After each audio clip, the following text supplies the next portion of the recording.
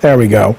That, of course, good sir Jerry Goldsmith, the late great Jerry Goldsmith, with the main. Well, it wasn't really the theme from Poltergeist, but it's one of the most memorable parts of Poltergeist. Welcome to the show, everybody. I'm playing that mostly because we got most of our news today is about scary games, but not entirely. But welcome to Gabbin and Games, and I see you for Tuesday, whatever the day is, the June something, 23rd, what have you. Alex says, Jaffe, you watching Supergirl tomorrow? Early impressions are very positive. Mad Max mixed with John Wick. I'm probably not going to see it based on what I've heard so far. I will wait for the actual reviews and the audience reviews. What I have seen from people coming out of the theater that they've been posting is they're like, it's fine, you know, and they say Millie Alcock is good in the role and everything, but it's pretty forgettable. So I can't fathom why I would go out unless the reviews come out or the audience reviews come out and absolutely change that and flip that. KP says, fuck the reviews. I don't think so. I don't really want to fuck the reviews. I mean, I absolutely will go see things I want to see, but there's nothing fundamentally cool about what I've seen from Supergirl. I love the character. I like the casting. Lobo's cool, but if it ends up being just kind of like a movie, I'd rather just watch it at home eventually. That's the only reason. We have a little bit of breaking news. Less Gabbin and Games, more Crypt or I Love the Weird, but I figure what the hell, I should mention it to you. This happened in Anaheim about 3 hours ago. I have video of it. If you remember the ride Splash Mountain, Splash Mountain was converted recently into a ride based on The Princess and the Frog called Tiana's Bayou Adventure, which I have not gone on yet. I've not been back to Disney in a while. I love it, but I haven't been back. Anyway, this is a video of a kid falling out of the ride as it was going down the final splash. The kid was taken to the hospital. The ride has since opened up again, and I know the status when this was reported. Let me make this bigger so you guys can see it. When there he is right there, when this was reported, they did not know the status of the kid. It's crazy because it looks like a dummy, you know, like a ragdoll dummy in a movie prop, you know, where he kind of don't, you know, but apparently and thank God he was going into water, and it wasn't that big of a drop, but he's fine. Scrapes and bruises, they said. I don't know if Disney's fine. I don't know if this is going to be something that the family can sue the shit out of him for, or what, but thank God the kid is fine, fellas. That's something. That is fucking something. I'm glad he's okay, but yeah, there you go. You got to be careful. But I mean, look, accidents happen, but I've been to Disneyland probably over 100 times, and I can tell you that, you know, they take safety pretty fucking seriously. So my guess is that when all this is investigated, this is going to be writer error, but maybe not.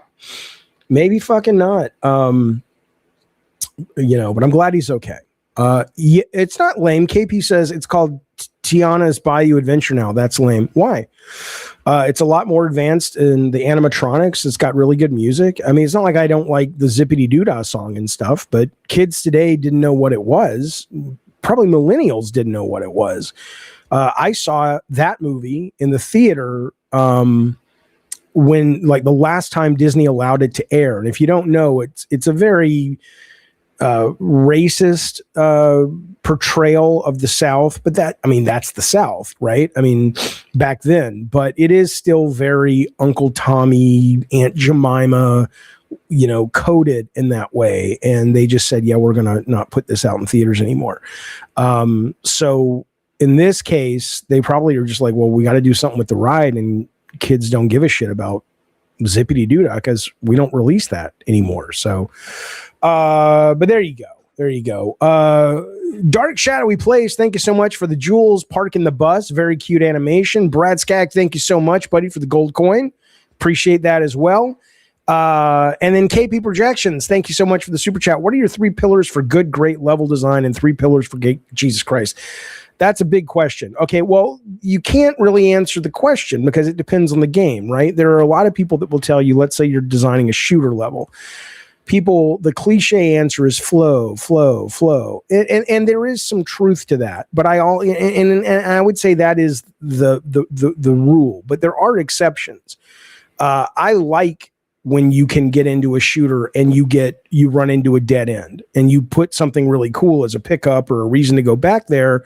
But if an enemy knows you're back there, you're pretty much fucked and you're in a bit of a bottleneck, right? So it really depends on the kind of game. If you're making a turn-based tactics game, which I've never made, but I've played a bunch of them, my guess would be that good, great level design for a game like that has got to be levels that work with the abilities of the characters that you're controlling in that time of the game, unless you can choose who you want, that allow for really creative problem solving that makes you feel really smart. So you want to build nooks and crannies and high ground areas, and if you risk your action points to explore a little bit, you discover something that it's like, shit, that may have been worth it. That's what I would say.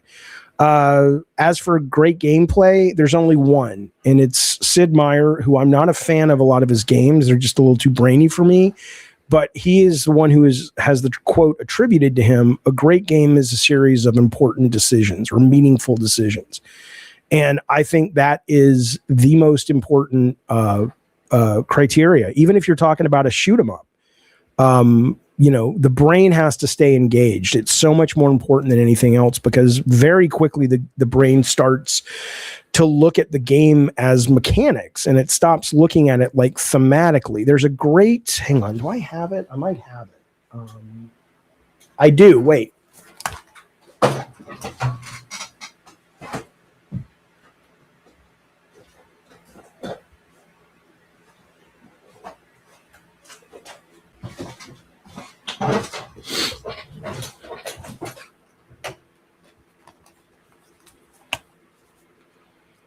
So there's a great book by the great designer, did a lot of early MMO stuff, Raf Koster. He's got some new stuff coming out. Probably one of the best design books I've ever read, and I absolutely suggest it if you're looking. But it's written very, there's lots of cartoons, and it's a fun book to read. But there's one thing in here where he talks about mechanics, and I just want to see if I can find it, because if you really don't make games, you would be forgiven for assuming that the gameplay is based on something you can see versus something that is in your head. And let's see, here it is. There's a part in the book where it says, this is why gamers are dismissive of ethical implications of games. They don't see get a blowjob from a hooker and then run her over, obviously referencing GTA. So they don't see get a blowjob from a hooker, then run her over. They see a power up, is what it says, right? And so I think most people, within a certain amount of time, all of the trappings of the game, which are very important to get you engaged, very, very quickly fall away. And you're just in the mechanics, even though, you don't think about it that way. It's a great book, though. That's my answer to your question. Thank you for the super chat. A Theory of Fun by Raf Koster is this book. It's fantastic. Alex says, well, how about Evil Dead Burn? Are you going to that? You're very concerned about what movies I'm going to. I'm definitely going to see Spider-Man. I don't think I will see Evil Dead in the theater, but I'll see it later. And, but I probably won't run out and see it in the theater, but I definitely will see Spider-Man. There's something else coming before that I want to see, but I don't remember it. No, Brad Skaggs says Song of the South isn't even racist. Disney are a bunch of sissies. Well, first off, it is racist. It perpetuates stereotypes of black people that I think most people would find racist and offensive. It is historically not accurate, but it's historically accurate of the way a lot of white companies viewed black people at the time the film was made. But, they don't really want to put that out in the world anymore. So I get it. There's some great music in it, some great performances, but why are we talking about games and watching a kid possibly die? Well, the reason I have that up there is I knew he didn't die. The kid who fell off the ride today at Disneyland in Anaheim went to the hospital, was released with bruises and scrapes. It could have gone a lot worse. He fell off what used to be Splash Mountain. What if critics are mixed on the new Spider-Man, Jaffe? On that, I will probably see it still because it's a good question, actually. I'll probably still go. I didn't see No Way Home until it came on streaming, and I just read the spoilers, and I was totally happy with that. But I want to see where the story's going, and I love the ground level, street crime Spider-Man guy. So, we'll see. When are you going to get Asha Sharma on the show from Xbox? Probably never. Probably absolutely never. Not that she wouldn't be welcome on the show, but come on, man. They wouldn't want her on here, and I don't blame them because I wouldn't give her one of these fucking Xbox, YouTuber questions. I would just ask her real shit, and we'll see where that goes. But they wouldn't be interested in that. Did you see the girl that was? Yeah, I did. The girl that got thrown off. They didn't attach the bungee. Yeah. Why was an adult not watching the kid? Well, I'm assuming they were. But again, if you look at the image, we'll get to games in a second. But if you look at the image, it's he was. I don't know how old he was. Did it say 10 or something? But he was sitting in the back of the ride. When I went to Disneyland with my kids, when they got to about 10, I still rode all of the rides with them, but they would sit together sometimes. And, I never felt that was unsafe or anything. I think in this case, we should wait and see. The kid may have tried to climb out, is what possibly happened. Maybe there was, they have just refurbished the ride about a year ago. Maybe there was something in the ride that they missed. I have no idea. Why don't I just try to, okay, he was 13. Well, even more so. He can sit by himself on the back of a ride. Why would I not even try to get her on the show? Because I don't really care. What do I want her on the show for? What are we going to talk about? No, I don't have anything against her. I like her, but what do I have to say to the woman? I'm not that interested in what she's doing. I'm interested in the games, but she's just going to give me a bunch. I mean, seriously, I would question why you would even watch an interview if someone gets an interview with her. She's just going to say, the PR approved shit that you expect. The only time you can trust an executive just tell you the truth is if you're hearing it from an earnings call, because they're legally required not to lie. It doesn't mean they won't, play around the edges, but they have to tell the truth because they're trying to communicate to investors. But fuck that. Yeah. Other than that, who cares? It's like, oh, look, IGN has an interview with this, whatever her name is. I'm like, okay, who gives a shit? Interview Barlog. I just don't want to. I don't. Interviews for game stuff doesn't. I mean, I would love to have Corey on the show, of course, but interviews. I went through a phase on this channel, and they're still up on the channel called. I think it's called like Conversations with Geeks or something, where I interview a lot of industry people. But after a while, you start to realize that you're not really having a conversation with some of them. You are, but not a lot of them. Anyway, all right, whatever. You get them on your show. I don't give a shit. Okay. I just want to touch on this very, very briefly. This guy, who is the editor-in-chief of Second Wind. He's been on this show. I was on the show with him and Gene once. I like the guy. And he tweets this out. Now, he used to be Game Informer, I guess, but now he's Second Wind. He says, question for game developers, how often do you think studios fail because they set out to make their magnum opus project first instead of worrying about making money first to make that project later? So I wanted to address this because I did think it was interesting which is I'll put that up, KP. Hang on. I think it's interesting because it kind of goes to what we were talking about yesterday with the guy saying the audience doesn't know what they want, and talking about South of Midnight, and it was Xbox's fault for not marketing it, or Hi-Fi Rush and blaming Xbox because it was a great game, and it was a great game. And I think this whole idea of making a magnum opus, I think, and we'll talk about Kojima today, when you get to Kojima's level, then I think great. If you can get the money and you go in and you're open with the publisher and you say, I'm making a piece of art, I'm making my dream game, blah, blah, blah, that's fantastic. But most people are looking for entertainment out of their games, and a good developer, like, even though I say, and it's true, I designed, like, God of War and Twisted Metal were my dream games. I wanted to make those, right? But to suggest that I didn't also make concessions and changes in those games in order to appeal to a broad as possible audience is ridiculous.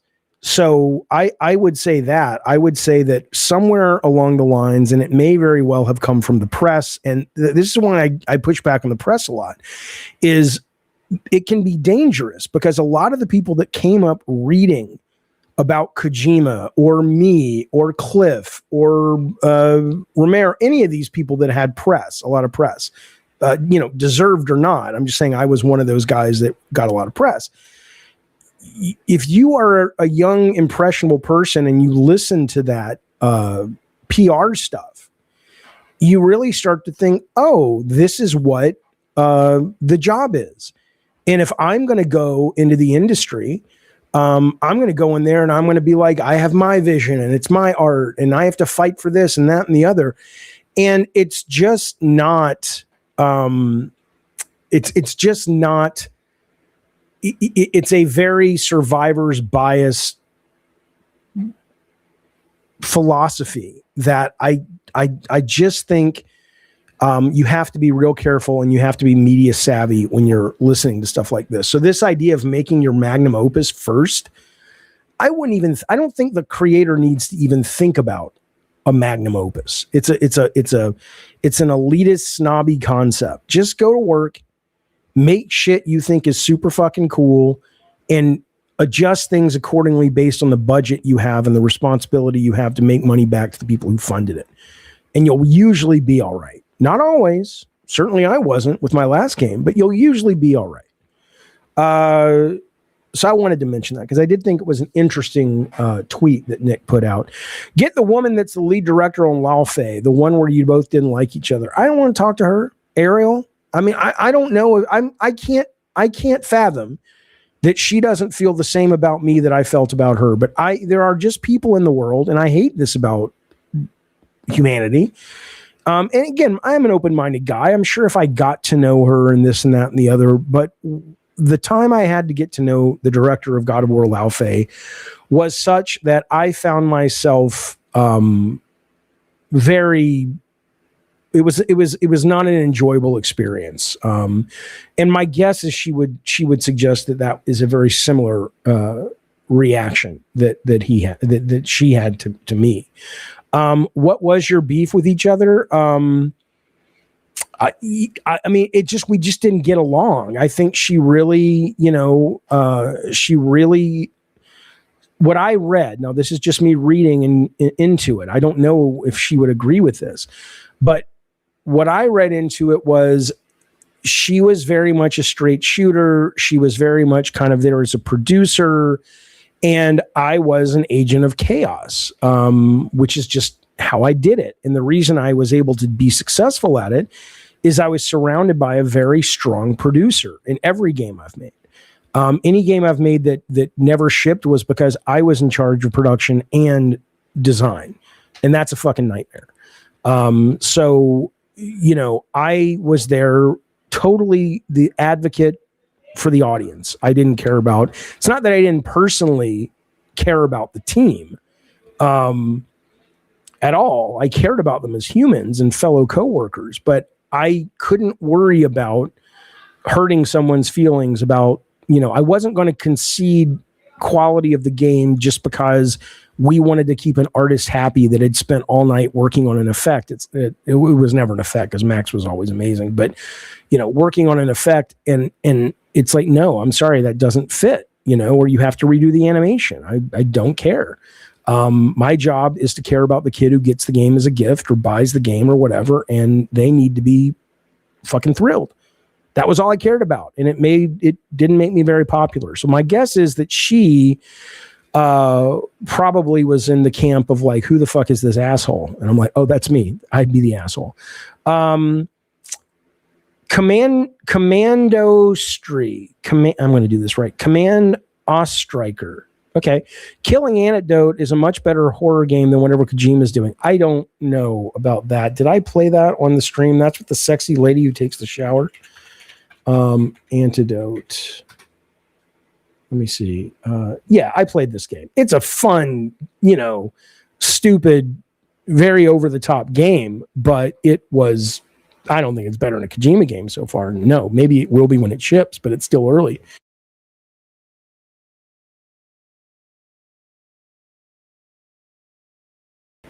Sorry. Usain Bolt, thank you for the super chat, says, Jaffe, do you know what happened to Stoner Joe? What do you mean? He's in the chat right now. What do you mean what happened to him? Thank you for the super chat, but I'm not sure what you mean. KP says, I side with you, Jaffe. Love you. I love you right back. Let's make a baby. Okay. Let's talk a little bit about good Sir Hideo Kojima. First image in a while of his game OD. Let me show it to you big. Here's a big version of it right here. It's nice to see. It looks very PT-esque, and they even reference PT in a couple of places. I want to talk about that and if that is a value. Is PT kind of outworn its welcome in terms of the kind of game it was? And do we want this game to be similar? But before we get there, there are a lot of interesting little things hidden in this picture. Now, someone's already gone out of their way and showed them to people, except one. I found one, and I'll show it to you when I was working on the thumbnail for this video or this stream. But here's some of the ones that have already been found. Instead of an eye switch or a light switch, there's an eyeball. No one mentioned this, but this looks to me like it's almost like a luggage handle, which is weird. There's this woman who I think is Hunter Schafer in the door. People were talking about the chains on the door. What's that about? There's a figure up here in the skylight crawling around. And I think somebody said there looks like there's some blood in the corner somewhere. I'm like, okay, all right, that's kind of cool. When I was working on the thumbnail, though, I was playing around with making the Hunter Schafer character red so it would pop on the thumbnail. And so when I brought light to it, it was very interesting because she has red eyes. And it looks like she's got horns. I didn't notice that. I mean, maybe you guys knew that from the beginning, but I until I zoomed in on this picture, I did not see. It kind of looked like it was maybe highlights in her hair. She had like a big bouffant kind of thing. I don't know if that's the Hunter Schafer character. That's what people are saying that they think it is. I have absolutely no idea who this character is and who this actor is, but that's what the tweet that went out that was kind of breaking it down of things that this person was noticing.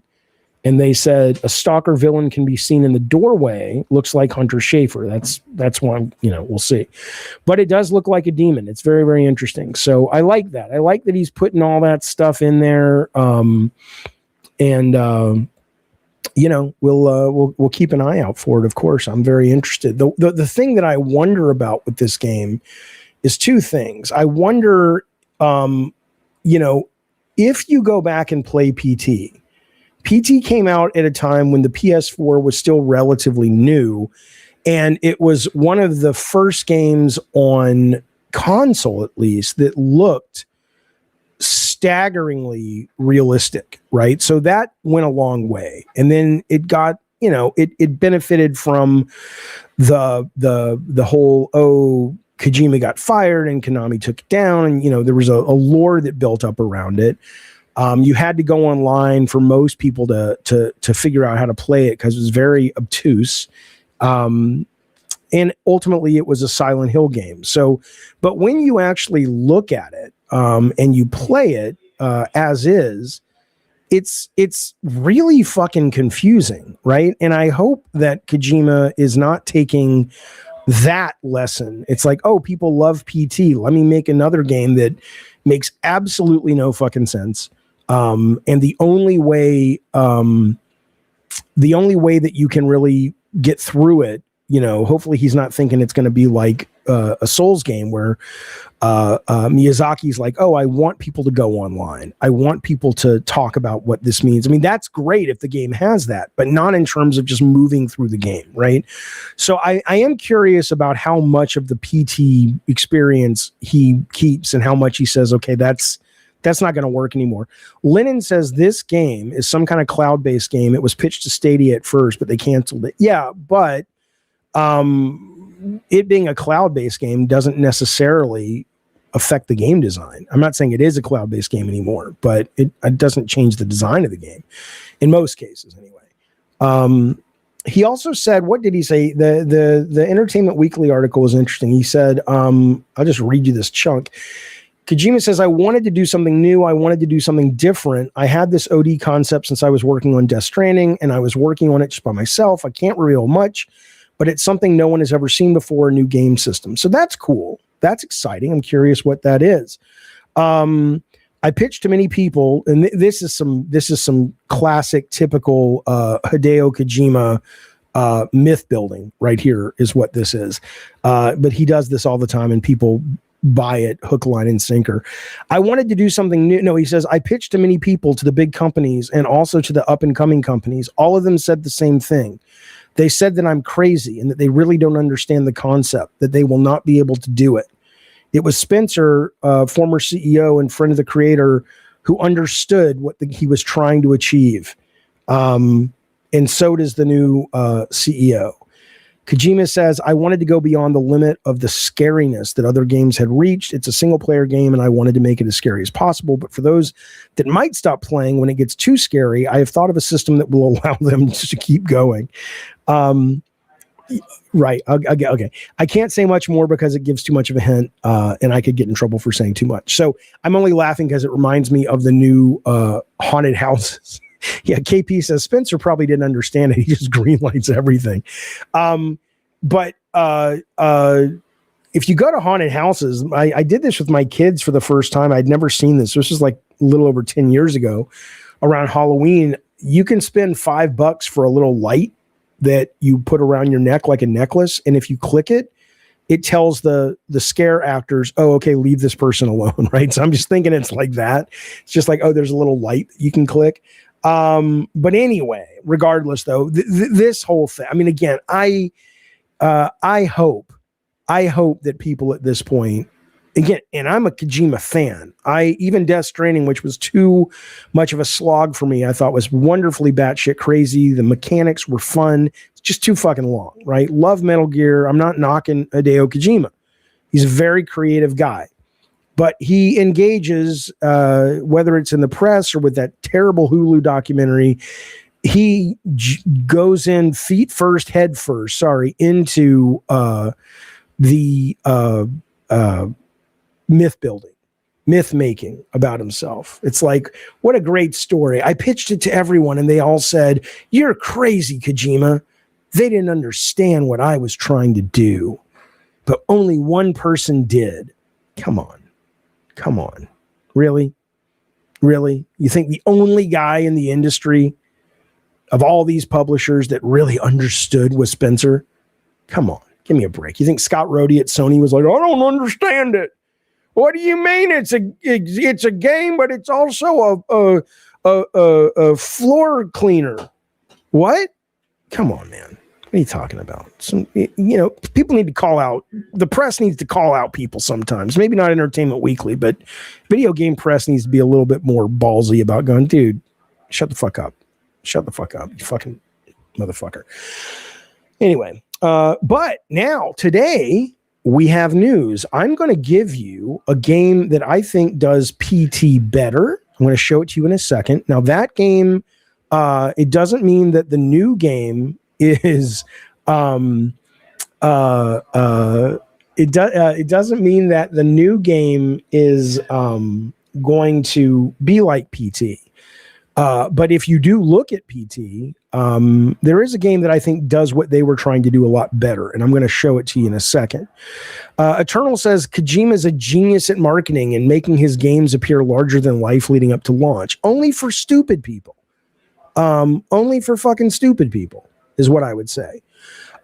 Benjamin, I don't know who this guy is. Benjamin somebody.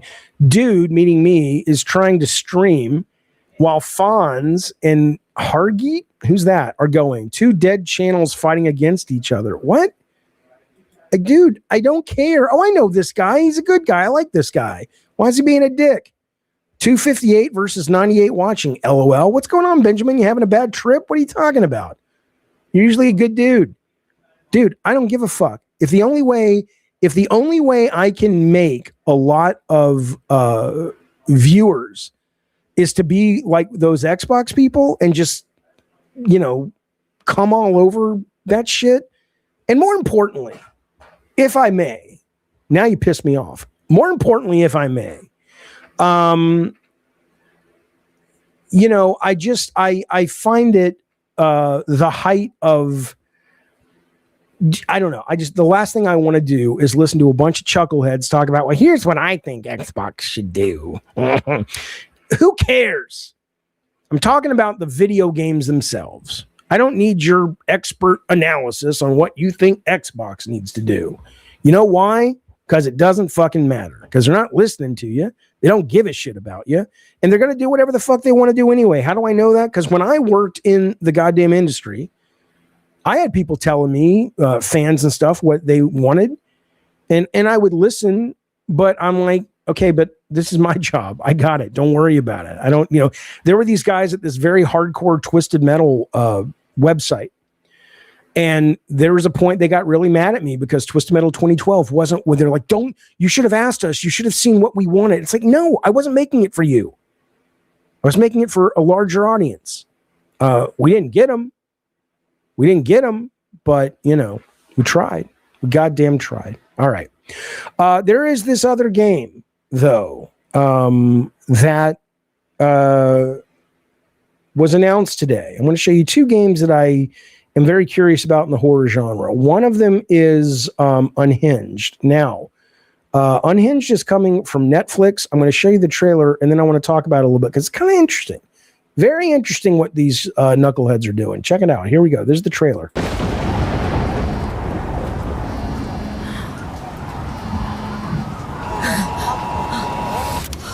Claire, are you okay? No, my power's out. Let's just find a hotel for the night. Yeah, sure.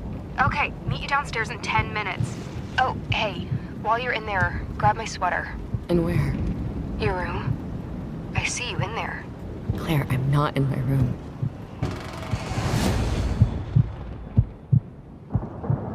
I'm like 85% sure I saw someone standing in your bedroom. There's no one else here, okay? What's going on? Ava, there's someone! No. He's coming. Hi. Oh my god! The fire escape! Climb out the window! Go! It's stuck! Pry it open! I gotta get out of here. Fuck! It's okay. Where the fuck is that screwdriver? You got this. Just keep moving. God, I don't want to die. Oh my god.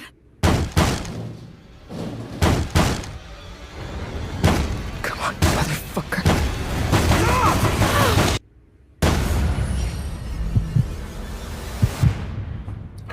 Okay, so Is it going to be great, bad? I don't know. It's from the guys that do Oxenfree, right? But what is really neat about this game, and somebody in the chat is kind of shitting on it or trying to shit on it, but it's what I love about it. And honestly, it's what I hope happens with Marvel 1943, which is Lennon says, this won't be my cup of tea. It looks like a movie wannabe like mixtape. What I think is really cool about this is, first off, it's coming in, it'll be here next week. It'll be here in 1 week. It is streaming to your television set, right? So it's not like you have to download anything or anything like that. So it automatically opens up the option for people who are just like, that looks cool. Oh, I know who Sadie Sink is. Cool. Let me, whatever. So super fucking easy to get into. You play it with your phone. It's not like Bandersnatch. It says you control it with your phone. You control a variety of things. It is real time. So you can use your phone as your flashlight to look around the room. The gameplay makes use of your phone to get phone calls, text messages, or look around the room with a virtual flashlight. The story has multiple avenues to explore, and yes, you can die. The whole thing lasts about under an hour, and there are multiple endings and things like that. The Night School game director, Sam Warner, said, we looked deeply at the Wii and Nintendo DS. I grew up with those, and I think that focus on novel, innovative play was something that we really started this game with. If you have Netflix and you have a phone, and I guess if you love horror, this is for you. And so I think this is going to be a great test, because when I played, what's it called? When I played Mixtape, which you guys know, or if you watch the stream, I loved Mixtape. Thought it was fantastic. But I understand a lot of people, like in the gaming Twitter space and stuff, were like, this isn't a fucking game. What the fuck is this? Blah, blah, blah. But I remember playing it and going, this is so accessible. And we talked about this yesterday, that I want to get people in my life who are not hardcore gamers, or really, in case my ex-wife, a gamer at all, and see if they would like it. But I remember playing it and going, you know what would be really cool is if they tried this with something more commercial, because I think, and that's what I thought Amy's doing with Marvel 1943, but I think there is something really engaging here that can bring a lot more people to a version of what is called a game than gamers are used to, that is much more accessible. And so I am crazy excited for this. It may be terrible. This is going to live or die by the story, just like a movie, right? It's gonna have to be really compelling, the performances, the characters, and nothing that, here's what I would say. If all they were doing right now was showing this, and this is probably the mistake of the marketing of this, in my opinion, if there is a mistake, which is they're selling it as, look, we're making a game on Netflix. And that is a high concept, but that's a high concept for the people behind the scenes, right? But if you're going to show this to somebody, you want to show them a trailer just like you would show them a movie trailer for a horror film, and they would go, holy shit, that looks really cool. And whether it's a game or not, they're like, shit, that looks fucking cool. That monster, or that slasher looks cool, or that plot line looks cool. Like, what was the one, Talk to Me with the hand, or Obsession with the candy bar, or whatever. I do think that's a little, it's okay to be excited about your concept, but you're in sales now when it comes to putting the trailer out. What is this about? It just looks generic, but I'm still excited because I do love what they're trying to do. Okay. I thought those cell phone connected games were pretty fun. Oh, well, we're going to play one today, probably, because Amazon Luna just launched one today. And if you want to play it with me and you are a member, I will play it with you. It'll be part of this stream. All you need is your cell phone. But that is an area, that is a space that I am interested in. I like that idea of getting more people playing, even though it's not a traditional game, because I think there's a lot more that you can do. And there's a lot more people you can bring in. Okay. So related though to the Kojima game and horror, This game I played this weekend, and I just want to show you a small part of it. This is a game that does what PT did, and it's very loopy. At least this is the demo that's available right now, right? So I don't know what the full game. It's called Spiritus Sancti. I think that's how you say it. But this game is clearly inspired by PT. There's multiple loops you have to go through, but they do a much better job than PT does in making it a little bit more clear what you have to do. And so it's much more enjoyable and you can complete it like I did. And then the added bonus is it uses your microphone because you play a priest who's been sent to do a exorcist on this woman in this house. And so you're using the microphone when you encounter the demon. I'm just going to play like a minute of this. It's on the channel as the first demo that we did this weekend if you want to watch the whole thing. Here we go.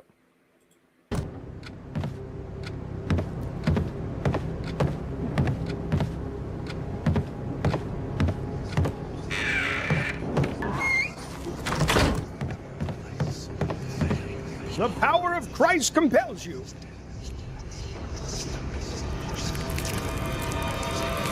All right, so that voice command. I play this high, but it's hard to do a stream and actually get through the demos if I'm high. But they are scarier. All right, here we go. The power of Christ compels you. The power of Christ compels you. The power. Be gone, foul spirit. The power of Christ compels you. Oh, thank God. Thanks, Anna. In the name of the Father, I stand against you. In the name of... Oh. There we go. You have no claim over this soul. By his will, you will release her. Get out and do not return. By his mercy, be undone.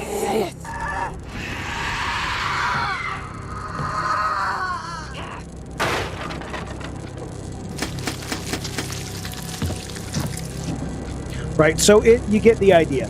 It's not just voice stuff. There is a lot more of the adventuring and all that stuff, but the voice is a part of it, and it's very cool. So I just want to turn you on to it. It's available right now on Steam. If you want to download it and play it, let me know what you think. But I just thought this was really neat, and I get excited. I love horror. It is my favorite genre. And I'll tell you something. There is a horror game coming out soon, and I would like to watch the trailer. I've saved it. It's only a minute and 20 seconds long. So hopefully you will indulge me and you will play this with me, or you'll watch this with me. Eternal says it's more funny than anything. When you're watching someone do it, yeah. But when you're playing it, I'm not saying it's that part is scary in the sense that just talking to the thing is scary. But there are some creepy things she does. And there are things like those paintings, and there are that come to life when you say the right things in front of them. And you can stand in front of the mirror and do this Bloody Mary thing, which is really, really cool. It is, and then you mix the religious horror, which to me is always pretty creepy. And that shit's pretty good, man. I'm going to shut the door, and then we're going to play this trailer of this comes out October 8th. And this game is my most anticipated horror game, at least at the moment. So let me shut the door first, because tech's a loud motherfucker.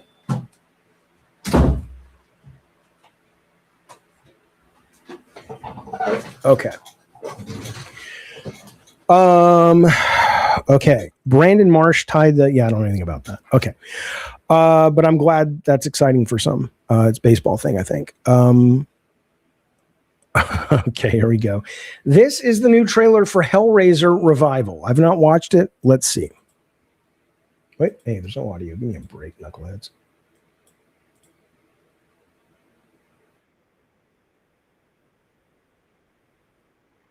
You can't see it, can you? Come on, Jaffe. What are you doing?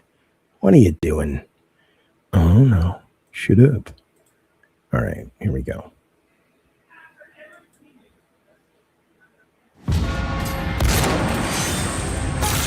These are experiences like no other.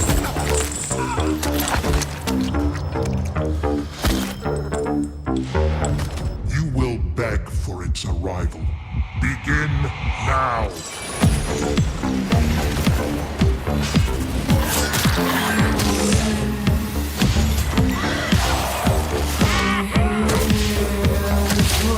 Now, you must come with us.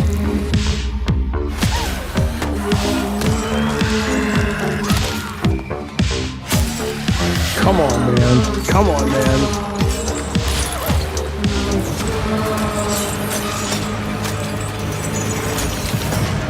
Pain is forever.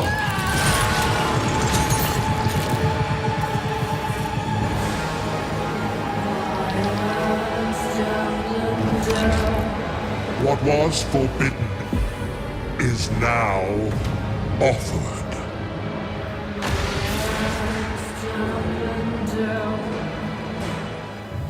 I mean, come the fuck on. That looks fantastic. Now, will it be? I don't know. It's from Saber. They're a really good publisher. It looks good. It's when I hear these people talk about it, it looks really fucking good. So I am there day one, unless the reviews are, even if they are, I'll probably still play it. The cube mechanic makes it special. Plus, they don't hold back with the gore and sexual content. I agree. No, I'm excited for that. Robot says the Hellraiser game looks like it will be much more interesting than most of the other licensed horror. Well, yeah, part of it's because it's single player. All this async horror can go fuck itself.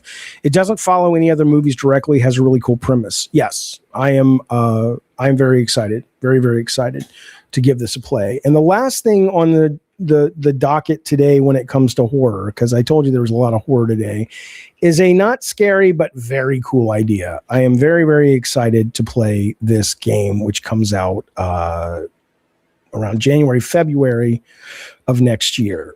This is called Scream Operation, and it's a game where you are able to basically run your own haunted attraction, which I'm just think's the coolest fucking thing. Here you go.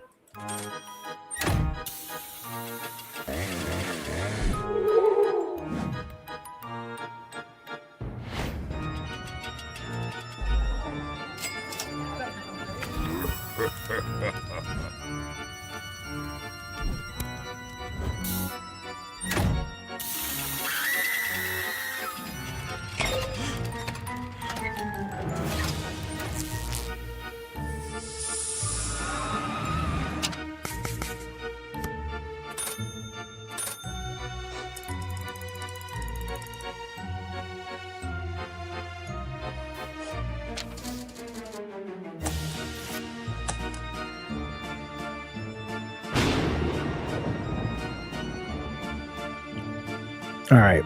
So again, I don't know. I'm sure there'll be a demo, but a haunted house manager? Are you kidding me? Are you kidding me? It's right up my fucking alley. I love that shit. I love that shit. So we'll see. October's looking good. That's not October, but you get the point. When I come back, we're going to take a small break and talk about our wonderful sponsor, Retro Game Treasure. I'm going to tell you all about them. When I come back, we're going to talk about something snarky and annoying someone said about me on God of War, which makes me realize again that my views on a lot of fans is exactly spot on, which is they don't want the truth. They want to just be lied to. And I'll talk about that in just a second. Before I do, I want to tell you, Retro Game Treasure sponsors this very show. They are a delightful company. They've been in business for 10 years, and they will send you 3 to 5 retro games going all the way back to the Atari generation up to, I think, Xbox One.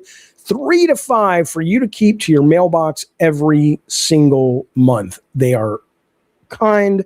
They guarantee the games will work. They are worth your time. They are worth your attention. They have sent me some great games over the last couple of months, and I want to show you an ad that explains the whole thing. If you like what you see, and I hope you do, go over to their website. There's a link below, and you can enter Jaffe 10 when you are checking out your first month, and you'll get 10% off. You get goddamn 10% off. Now, how do you compete with 10? You don't. you don't. Here you go. This is our good friends over at Retro Game Treasure telling you about the magic they bring to your mailbox like Christmas morning every goddamn month. Here we go, boys. If you're a fan of retro video games, we're glad you found us here at Retro Game Treasure. Founded in 2015, Retro Game Treasure is a monthly subscription service where you get real video games delivered right to your door. Inside our treasure chests, you'll get 3 to 5 retro video games every month. Every box is based around you and customized to your choices. Best of all, it is not a rental service. You get to keep all the games that we send you. Let's dive in and help explain how it works. Step 1. Select your plan and create your account. Step 2. Go to your game's preferences section of your account to get started. Step 3. Add your inventory. Here you can add all the games you already own. This way we can avoid duplicates and won't send you games you already have.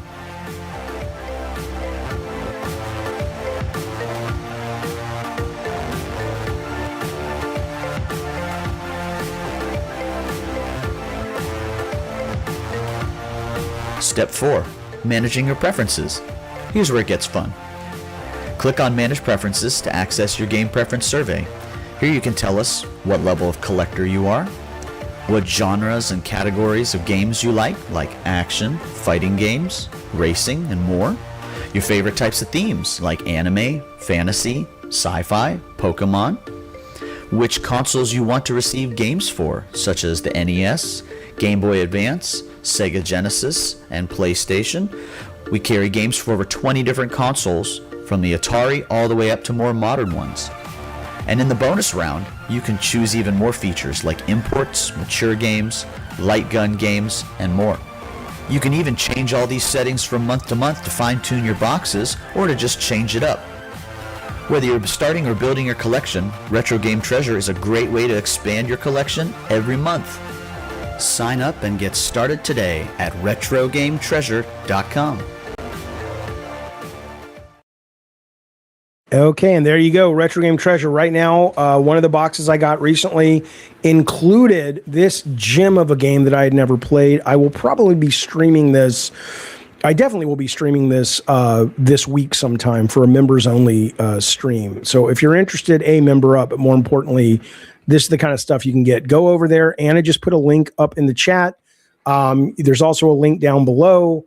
And enter Jaffe 10 for 10% off your first month. It's good stuff. They're good people. I recommend. Now, here's what I'm going to tell you, my delightful friends. First off, thank you for the super chat, David Seeger. He says, Philly's up by 3 in the ninth. I know you care. You know, I do like when the Padres play. It's not that I don't like baseball. I like most sports. I just, if I'm not following the baseball right now, because it's still early days, I'm not a big enough fan that I'm always, tracking, I do it with Auburn football, but that's about it. So now, Jaffe, tell us what you think Microsoft should do. Let me just tell you something. That guy, I'm a little disappointed in that guy. That guy has been a nice dude that was giving me shit about the Fonzarelli thing. He's been a real nice guy in the stream and all that stuff and on the Discord. And suddenly now he came in here and he's just trolling. And I'm like, dude, what the fuck happened? He recommended me this great book about DMT. He seemed like he was offering to help me get mushrooms and shit. And I'm kind of like, what the fuck, dude? Did you hit your head and have your whole personality change? I don't understand. But anyway, it is what it is. What can I do? I can't fix the world. Heal the world. What I can do is tell you that this show and this very channel runs and lives and dies by your memberships, your super chats, your super thanks, your gifted members. So if you have thought recently about reaching into your pocketbook, your butthole, your couch cushions, your jar on the wherever you keep your ducats, you've thought about doing it and giving some to this very show, now's the time to remind you that would be great. We would really love that, to see this show thrive and grow and be a success. So if you like it, hit us up with a super chat, a super thanks, gifted memberships, or get your very own membership. Okay. Now, listen to this, my dear friends. This is a God of War Lao Fei story is what we're going to talk about briefly. So first I'll show you this. This is Deb Ranwall, who I like very much. She's playing the lead character in this what I would consider an ill-advised game, but fine.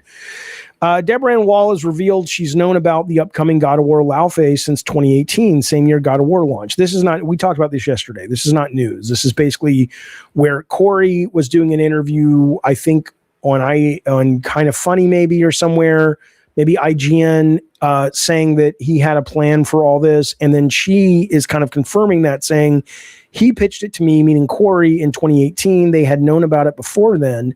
That means she has been keeping the game a secret for almost 8 years. She plays Faye, said the idea for the spinoff had been in the works long before fans knew. Apparently the cube was included in that, blah, blah, blah, blah, blah. Okay. So I'm like, yeah, whatever. I don't care. But I only care because I saw it relating to my name, where someone says this is what I mean about fans and how fans just want to be lied to. He says, if it weren't for David Jaffe screwing things up for them, they're capable of saying that the idea of making God of War with Faye was there from the Greek saga. It's obvious they're doing damage control because most people aren't liking what little is known about the game so far. So what he is saying to me, this guy, is that I screwed up a total lie that they could have used if I was on board with this. And I could have supported a lie of, oh yeah, man, we were talking about Frank the Cube and we were talking about Laufey way back in the fucking day. And here's the answer. No, we weren't. No, we fucking weren't. So let's just be clear on that. In fact, the clip for me and Corey at Directors Video Game God of War Directors Live makes it clear that I certainly wasn't thinking that. And if he was thinking anything like that, he hadn't shared it with anybody. And even if he was, he didn't even work for Sony at the time. He had gone on to work with George Miller. So this guy, it just pisses me off. The fact, yeah, like Doug Jones says, inject the lies into my veins. It pisses me off. That's all you want. You want the lies. You don't want the truth. You don't want the honesty. You want some bullshit. I mean, unless I'm reading this guy's tweet wrong, and if I am, I apologize. But it sounds to me like he's basically saying I screwed up their ability to lie about when this was put in there. And I'm just like, dude, shut the fuck up. What are you talking about? What are you fucking talking about? Anyway, there you go. Eternal says, it's going to have record sales. It might. I've only seen positive buzz, says Eternal, about Laufey outside this stream. Excellent. Love it. Embrace it. I think it's stupid. I think it's ill-advised. But that's just my opinion. I don't want anyone to fail. I don't like Ariel Lawrence, the director. Or at least I didn't the last I talked to her ages ago. But I don't want her to fail. Especially, look, I'm a feminist. I want more women in game spaces that are successful. It would be great if this game's a hit for her, for Corey, for Santa Monica, for the franchise. But I'm not going to sit and lie about it. I think it looks stupid. But maybe it will break records, like Eternal says, and that would be great. It's also, I'm not going to lie, it would be great to also have my bias confirmed, because then it's like, oh, see, I'm not alone in this. But according to Eternal, I am, which is totally fine. Nothing wrong with being alone. I'd rather be alone than lie to myself. Anyway. Okay, listen.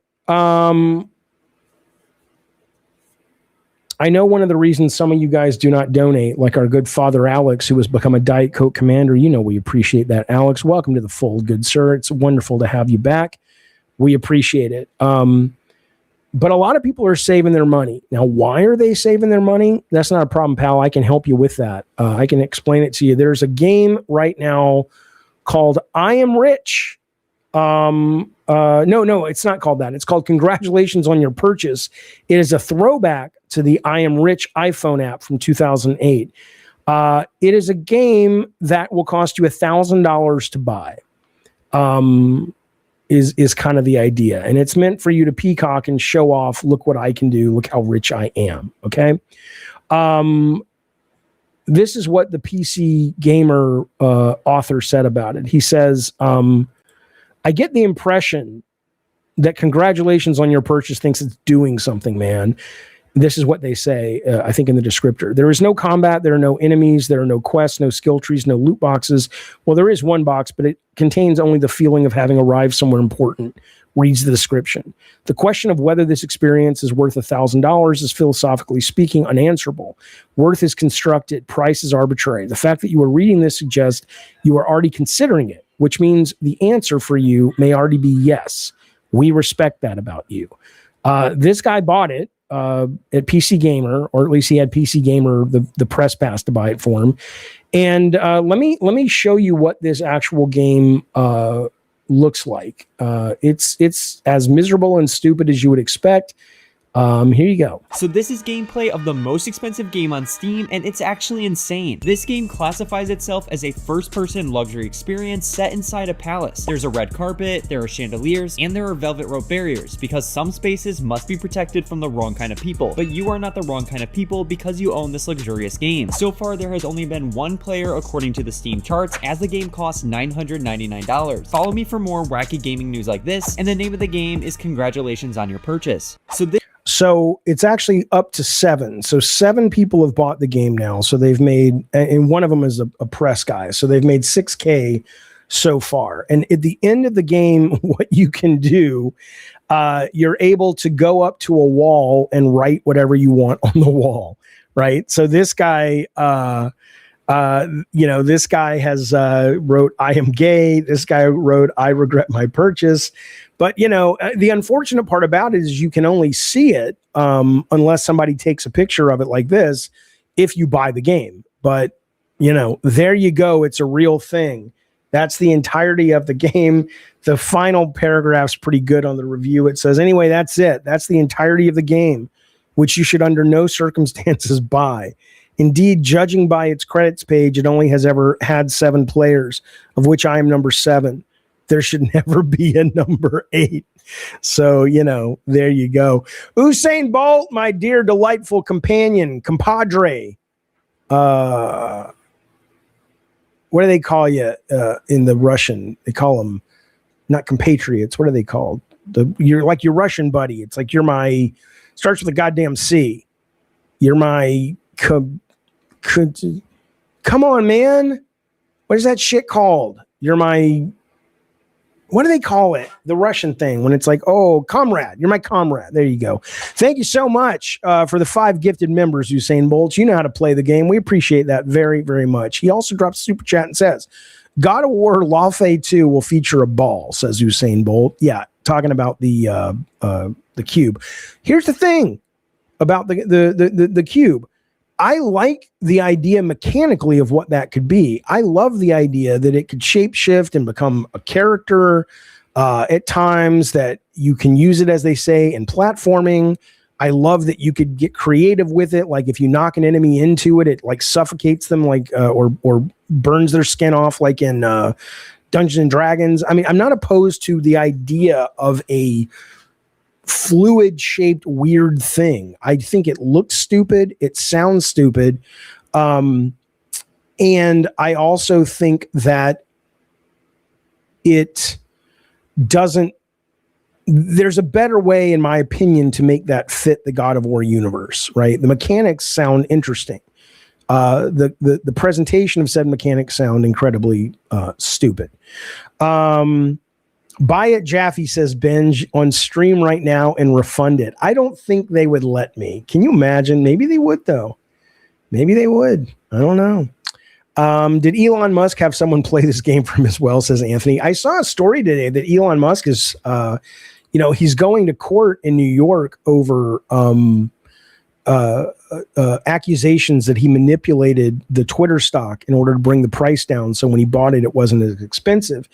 And they are finding a very hard time finding a jury that is impartial about him. That most of them are saying, yeah, no, we hate this guy. So, and obviously the defense is like, this is ridiculous. How are we going to do this? But, anyway, speaking of him, speaking of Usain Bolt, he dropped a super chat that says, Desimintasia. Did I just summon Beelzebub with that? I don't know what that is, but I appreciate it, baby. Okay.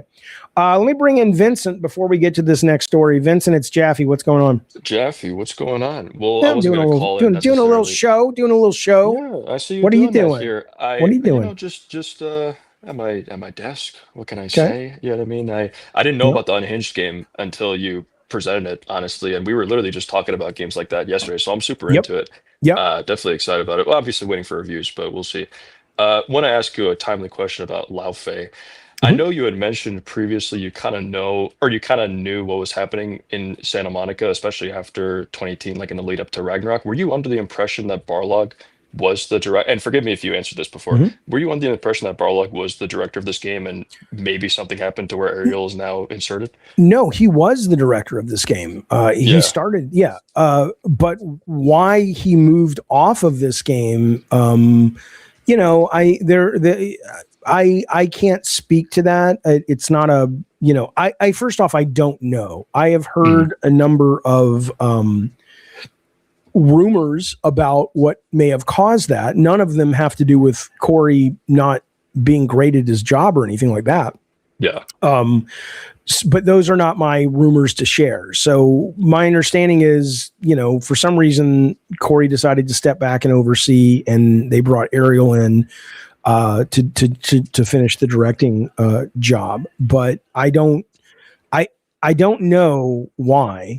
But Yeah. the rumors I've heard have nothing to do with the fact that it was any negative, view of him on behalf of the Sony people. It could have been, but I haven't heard anything like that. We'll see. I think it's a shame. I mean, I know you can obviously be the head of creative and a director at the same time. Look at what Druckmann's doing. Look at what, probably other people, Kojima. Yeah, but it's hard. It's very hard, and the more you burn the candle at multiple ends, the less you can give the individual projects you've committed to, the time that it needs. So Would you say that's something that Barlog is thinking about, or that's just like a general comment for somebody in that position? I think that's a general comment. I think the idea that, at least if you're as engaged as I was and Corey was as a director, it takes your whole life up. You don't go home, and that's just on one game. The idea that you're going to be doing that and then going up to the office and playing 4 hours of the new build of someone else's game and then giving meaningful notes to that person and sitting in a meeting with that person and working with them. And then you've also got your team constantly knocking on the door going, dude, production slowed down because you've been in this meeting for 4 hours. I don't see how you could really do it if you're actually doing all those individual jobs well, but I guess it's possible. Certainly. Yeah. I know you've talked shit about the Raising Kratos documentary, but that's one of the aspects that I appreciate about it is him literally like having these individual meetings with all these different people and having to like juggle all these different plates like at the same time. As somebody like me and a lot of people in the chat, like we just don't have access to what a creative director like that, especially in the modern era where like you're dealing with hundreds of people and he was probably dealing with way more people than you were ever dealing with. Yeah, it was so weird too that when he did it, there was a camera around and background music. Oh, right. Well, strange. yeah. I mean that is I mean I agree. Obviously, it's Hollywood or whatever. If you want evidence of how stupid these documentaries are, there was one on The Last of Us 2, and I saw that too. Yeah. And Neil Druckmann has all, and I love The Last of Us 2, but Neil Druckmann has all the team or a bunch of the team in a room with the screen, and he's standing in front of them, and he's pitching that Joel dies in the game. And then it cuts to somebody in the audience that clearly is like, oh, this is a terrible idea. And it's like, wow. So you're telling me that Druckmann said this, and there was another camera that was shooting at the same time, and it happened to be aimed on the guy in the meeting that gave the most cinematic response visually without saying anything. Right. These guys are amazing. They're amazing. I'm just like, come on, man. It doesn't mean it was all lies. It just means that it's dramatized, It's dramatized to the point that if you're going to call it a documentary, like the only part of Raising Kratos that I truly thought was valuable was when Corey was in his car, and he was looking at his phone, and he was talking about the stress he was under. There's no music. It wasn't a professional crew. He was just sitting, and I'm like, okay, that's real, right? That's fucking real. But like Eternal in the chat right now says, even if it's edited to be more dramatic and elicit a certain response. And my answer to that is, then don't call it a documentary. Call it a marketing tool, because that's what it is. What would you say, last, because I don't want to take up too much of your time, what would you say is like a good, like accurate documentary for somebody that's willing to learn more about, you know, modern game development? Of making games? I don't know. I don't know if you know, they all do it these days, right? When I was growing up, I would watch I was a big movie, I wanted to make movies, and so I would watch you know, the making of Temple of Doom or whatever. And certainly it was PR, but it was a real documentary about making movies, you know, and it wasn't just like, oh my God, working with Steven Spielberg is so amazing. And it you know, so I don't know, probably the best thing is to follow the developers of smaller games on Twitter or social media, and they'll probably tell you the skinny is what I would say. But even that's kind of like spin though, honestly, especially in this landscape where, you know, it's just harder than ever to, you know, break through. And I think the best way is, if you want to know what it's like to make a game, it's easier now than ever to make a game. These games I played over the weekend are literally, all of them are made by 4 or under teams. The one I just showed with the talking is a one-man band game. So just make one, see what you think. But that's what I would say. But I hear you. Vincent, thank you for the call. Appreciate it, buddy. Yeah, man, absolutely. Appreciate you. All right. Eternal, shut the fuck up. It seems like anytime someone has a different perspective or experience than yours, you accuse them of being disingenuous. That is not accurate. I'm telling you the way the sausage is made, Eternal. You haven't made the sausage. I made the sausage for 20 years. Okay? And I'm telling you, you're just simply wrong. If somebody says, if Corey were to come out and say, it was so stressful, but I just loved it. I feel like I'm in my element.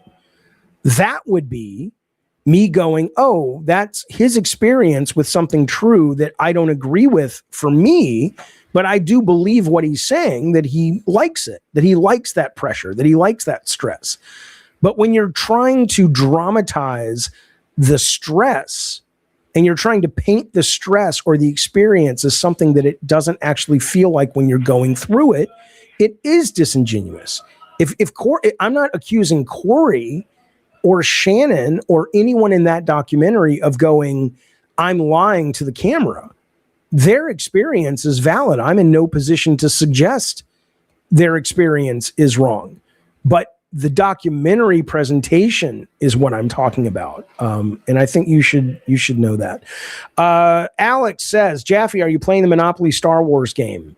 Like at McDonald's, or like there's like a real board game? I have no thoughts on that at all. I'm sorry. I don't even know what you're talking about. Listen to this. This is a game that I will play with you guys if you want to. It just came out today. This is another one of those things like Netflix is trying with their horror game coming out next week. This is from Luna, though, and it's called Courtroom Chaos. And it's a party game. It is a game where all you have to have is your phone, and it uses a large language model to be Schwarzenegger.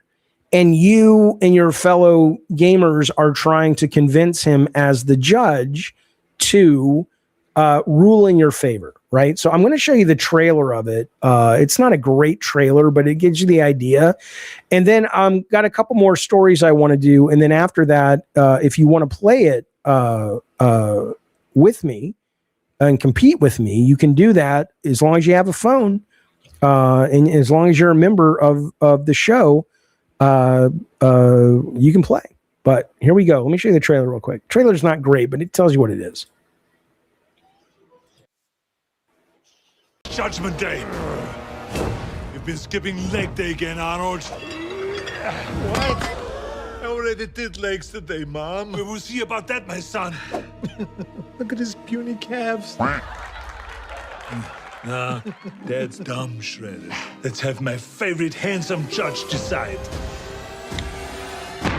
Court is now in session. I'm Judge Arnold. Today we settle the ultimate showdown. Arms versus legs.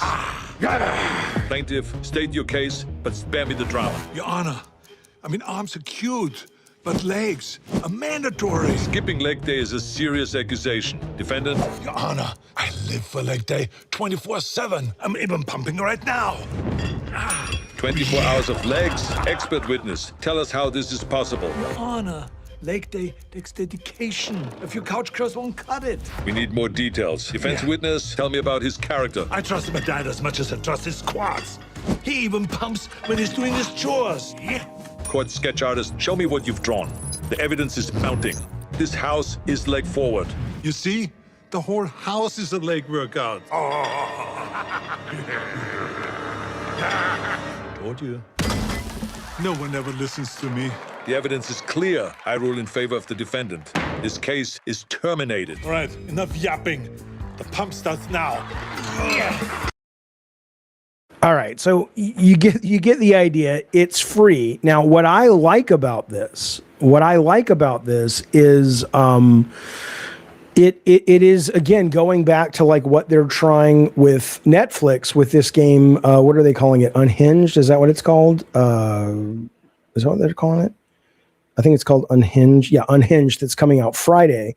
The idea of bringing more people to games, and you can play what I just showed you, and we're going to play it in a minute.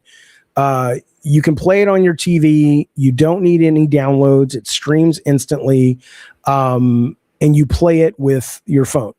Do you think Luna's completely done with gamer games? Is this all they're doing now? It's hard to say because they do have the rights to Tomb Raider. They have the rights to James Bond. They will be publishing the next James Bond, even though it still may be developed by the IO guys. So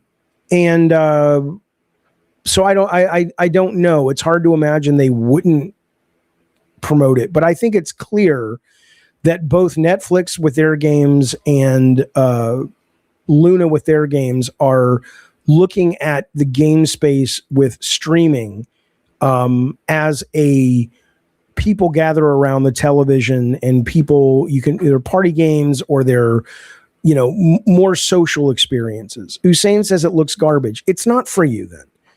It's not garbage. And I mean, I've only played the single player. It may not work, but the idea though is cool. Get more people playing games. I mean, I think that's a wonderful thing they're trying to do. And what's wrong with getting more people sitting around and any age could play a game with you instead of like, no, you have to know all the controls. I don't like all that gatekeeping shit. I think it holds it's not targeting the core gamer. Who gives a shit? Well, it is though. You don't have to be a core gamer. I'm a core gamer. Are the only games you like core games? Like you won't play Uno with your family over Thanksgiving? You won't play chess with someone? I mean, why does everything have to be a hardcore game? Even though I love hardcore games, right? I don't understand that. But anyway, if you want to play, let me know. I'm going to bring in a few people when we finish the show, and we will absolutely give it a play and see what we think. Before we do that, I do want to let you know that there were 12 minutes of Star Wars Racer that dropped today, and it looks pretty good. The press who has played it have said, and somebody compared it to MotorStorm in terms of, because it has the overheat, and I think it's pretty cool that you can overheat with like if you're on Tatooine, you overheat quicker because it's, and if you're on Hoth, you overheat less quick. I think stuff like that's cool. Apparently, it's a rogue structure for the single player, which I don't hate. I kind of like that idea that if you die and you die a lot, you start again. But you're able to build. You have a little bit of progression and stuff. I don't know. I don't think I've played a racer like this that does that. So anyway, this is available, I think in October maybe, but I think it looks really, really good. I think it looks really, really fun. So this will be out sooner than later. But I love that the reviews have been really good. You start with the land speeder, then you upgrade to the bike like that guy's got there, and on and on and on. And apparently there's some good story stuff going on, but it's still basically an arcade game. Okay.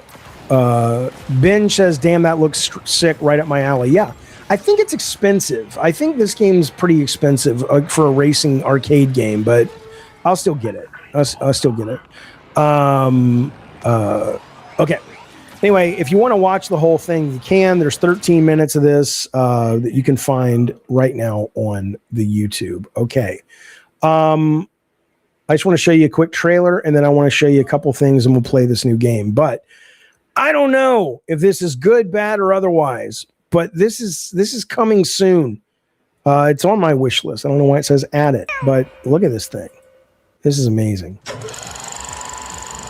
Nostalgia reignites cherished memories from our childhood, such as reminiscing about our favorite toys. With the power of make-believe fueled by our imagination, we transformed into fearless warriors, menacing monsters, wise wizards, or even powerful robots. We engaged in epic battles with our friends. Among all the exciting playthroughs, one question perpetually lingered. Who truly reigned as the strongest? Brace yourself, for the answer is about to unfold. Fight!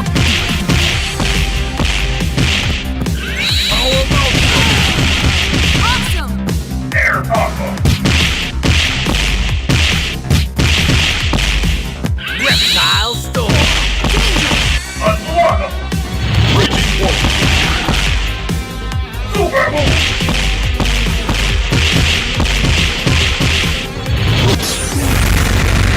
Godlike! All right. Whoa, devastation.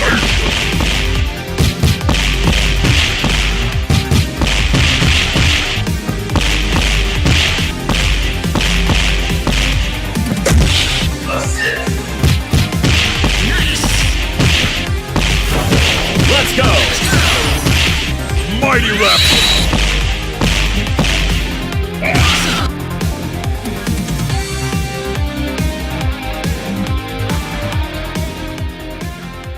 Now, it may not be good. I don't know. Derek says, why is it so choppy? It may be because, the characters animate with a little bit of stop motion feeling, but it also is whenever I stream video on Talk Studio and not OBS, it's not always the best experience. The final thing I want to show you guys, just not really, it's kind of game related, but related because, we do Comic-Con, we do virtual Comic-Con here every year.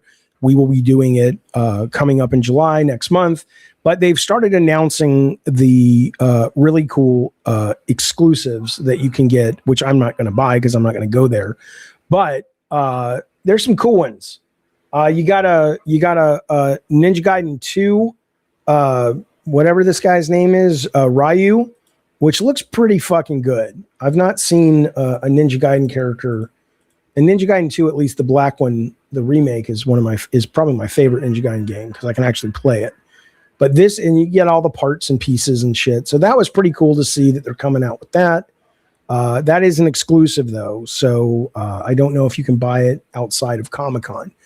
The K-pop Demon Hunter stuff, if you like that, which I do, is dropping. Mattel is doing an exclusive based on the Tiger. You get a really cool Hot Wheel.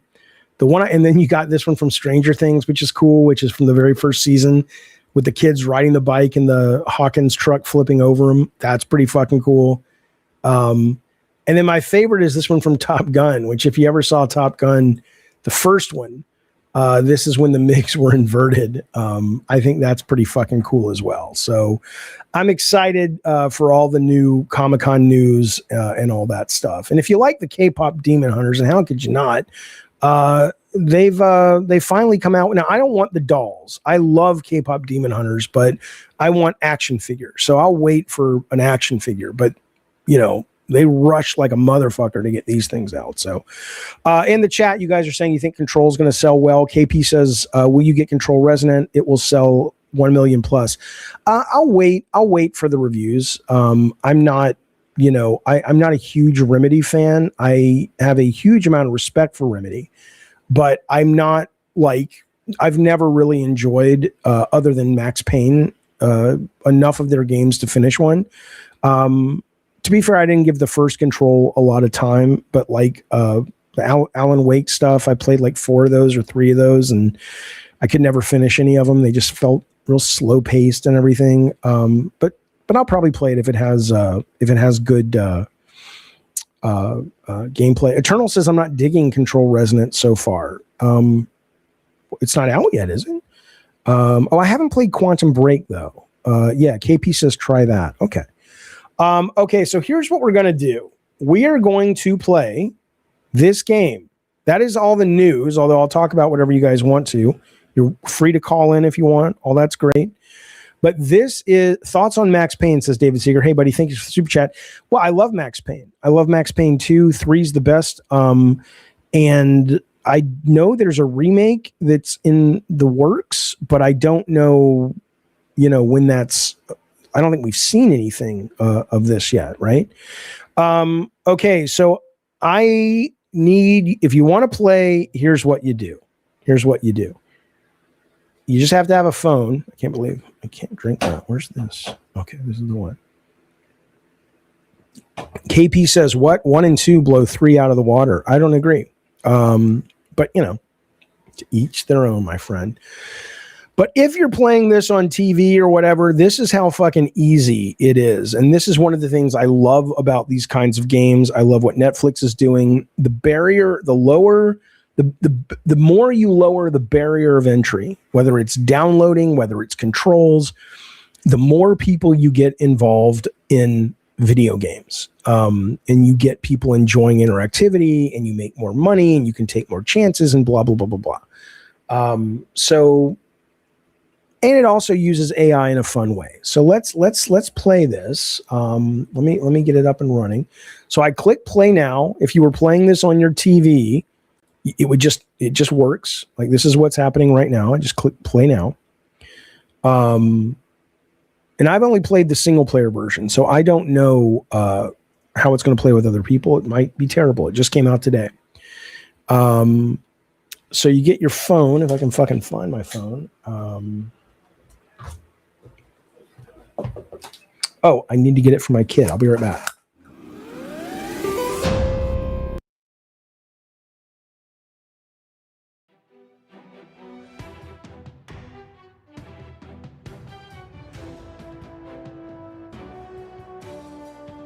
Welcome to court. Flex those arguments before I bring the verdict.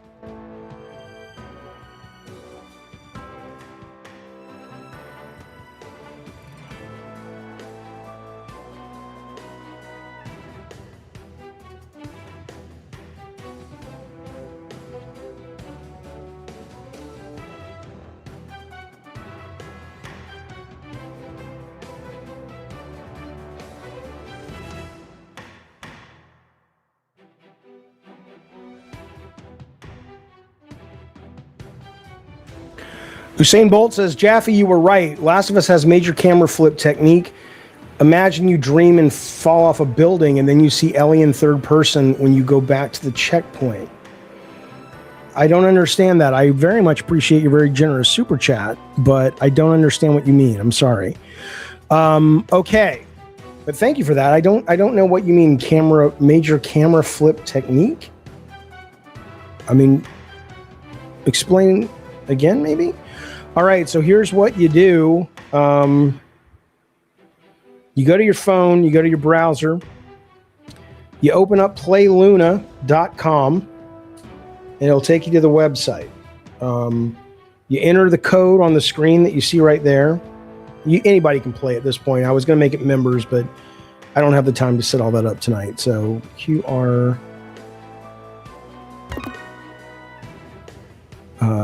QR8XC.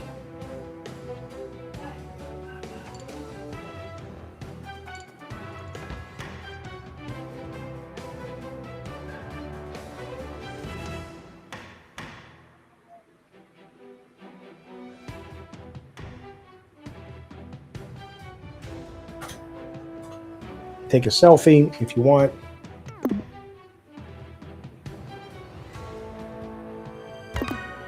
All right, there I am. I'm in the game. Have I met Sam Lake? I don't think so. Yeah, and I need at least one more person, but as many people who want to play, jump in. And we will enter the courtroom.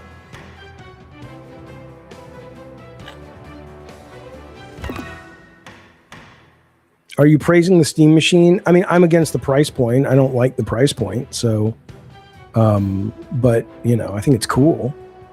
All right, I know Anna said she might want to play. I don't know if you're still here, Anna. Otherwise, I'll just play with Joker. We'll give it like one more minute and see. Sam Lake's the most talented dude in gaming, says Nick Sweat. Yeah, could be.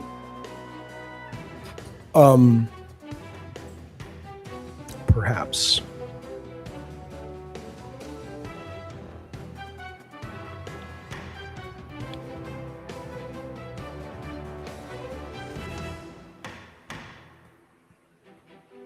It says my lobby's full? How could it be? There's Anna G. Try one more time, KP.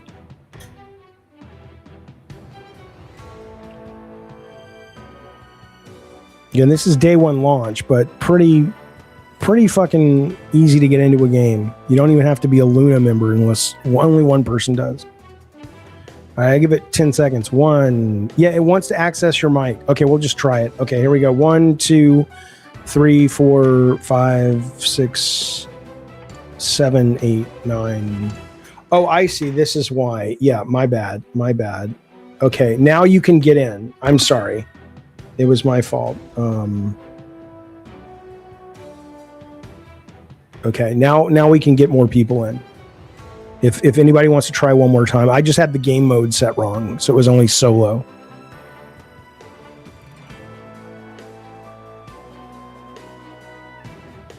Yeah, KP, that was my bad. It should work now.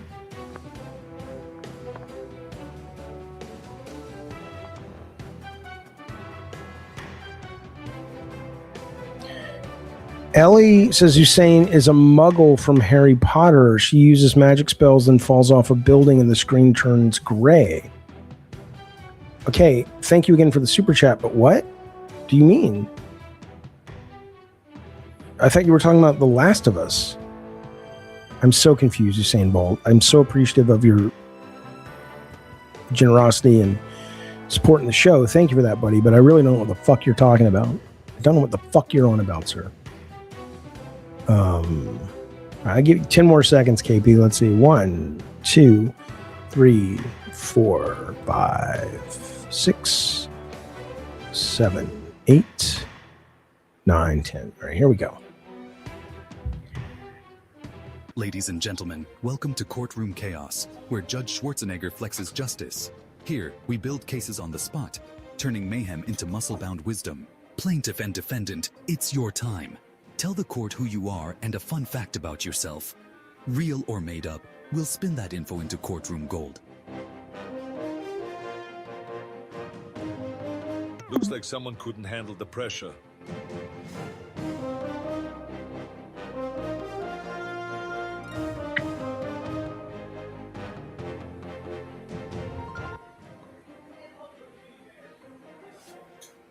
I'm not sure if Anna's speaking or not. She's supposed to be. Some can't face the verdict, so they vanish. The player has Silence disconnected. is still an answer. Session is over. Let it remind you. All right. Endings don't wait for comfort. We're just going to start. Even so-called barbarians know when to leave the battlefield. Welcome to Courtroom Chaos. Here, the indomitable Judge Schwarzenegger presides. We build cases on the spot, finding truth amidst the uproar. Plaintiff and defendant, tell the court something about yourself, real or completely made up. From your words, we forge a brand new case. Now, I'm assuming Anna's talking right now because she has the mic.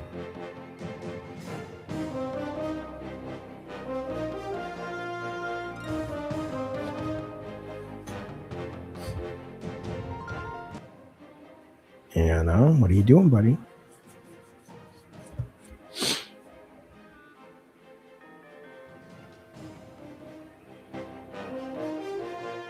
I don't know what. Okay, now Joker's doing it. I guess we don't get to hear what they're saying. Allow me to assist you, my friend. Just brace yourself for 2 swift questions. Yes, please? If you could have any superpower, what would it be?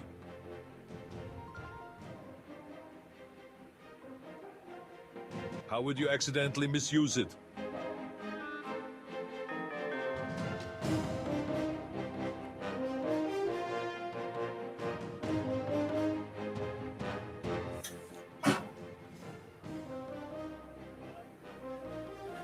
I don't know what's Excellent. happening. Your answers are appreciated. Now let's power forward.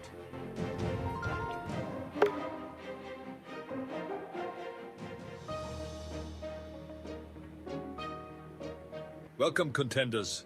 This is not a jungle gym, but Judge Arnold's court. Make no mistake, I don't spot lies, I squash them, so stand tall and speak loud. Is justice about to be served? Absolutely! Let's begin this trial. Listen up. We have Anna G., a billionaire who does not appreciate unsolicited garbage in her inbox, versus Joe Kerr, a bourbon-loving Southern lawyer with apparently too much free time. Anna G. explicitly told Joe Kerr to stop forwarding her chain messages. Joe Kerr ignored her and kept blasting her email with forwarded nonsense anyway. Anna G. claims this harassment cost her $500,000 in lost productivity and emotional distress. Joe Kerr says he was just being friendly. Let's see who survives this courtroom. Get in gear, players. Choose your witness roles. Everyone plays a part here.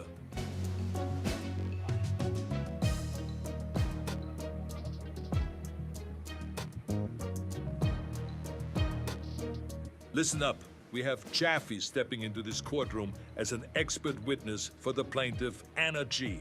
Jaffe is a specialist in email harassment patterns and productivity analysis. And he is going to break down exactly how Joe Kerr's relentless chain message bombardment destroyed Anna G's workflow. This is going to be good.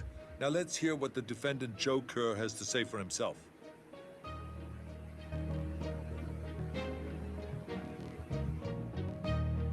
What's weird? Facts are laid bare. Remember, each team has one objection. Use it wisely. Now, unleash your opening statements. Anna G., what are you complaining about? Come forward and tell me exactly how these chain messages destroyed your empire and why Joe Kerr needs to pay up. It is strange we can't hear the other people if you're playing online.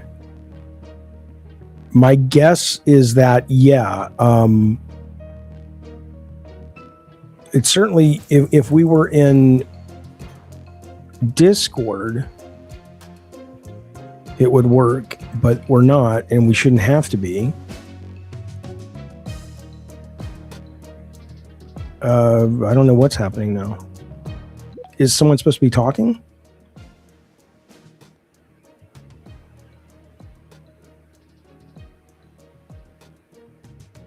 Again, it's day one. I'm thrilled we got in so easily and we're actually controlling it, but all right, so Joker, you can't say anything in Anna G. Maybe Anna G's talking. I don't know.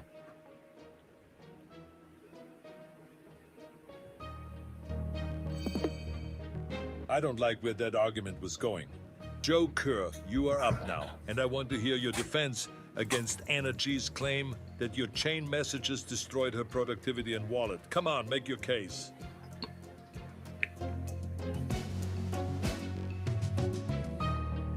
So I'm wondering if Joker's talking now.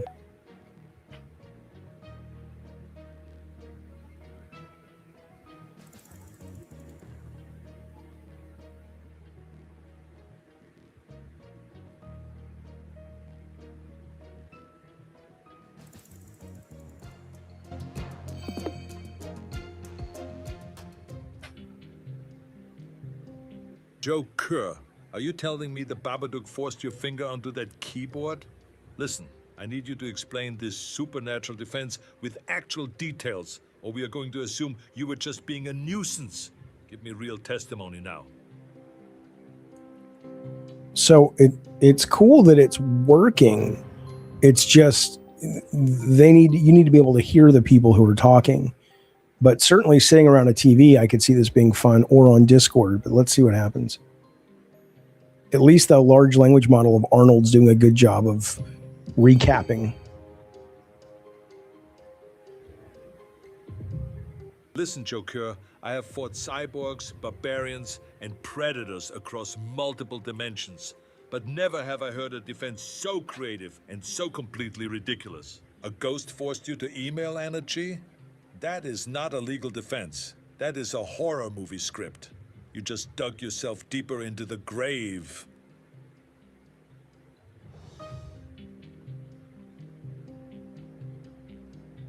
All right, listen up. Anna G says Joker turned her inbox into a spam wasteland, and it cost her $500,000 in lost time and sanity. Jaffe, you are here as an expert. So tell me, what is your professional assessment of this email catastrophe? I think the real problem with it for the defendant is the fact that, yes, I don't believe in the magical parts of chainmail, but we are still a superstitious species. We are still susceptible to superstition. We see it every day. People don't cross a black cat. They don't go underneath a ladder. And so whether or not the Babadook or a ghost or whatever caused Joker to do this is really ultimately irrelevant. The fact is he did it. He's responsible for it. And she did lose sleep and productivity in her very successful company because even though she will admit personally she doesn't believe in chainmail, fundamentally, subconsciously, it's been proven that those sorts of actions do affect people. And I absolutely believe that she suffered because of this.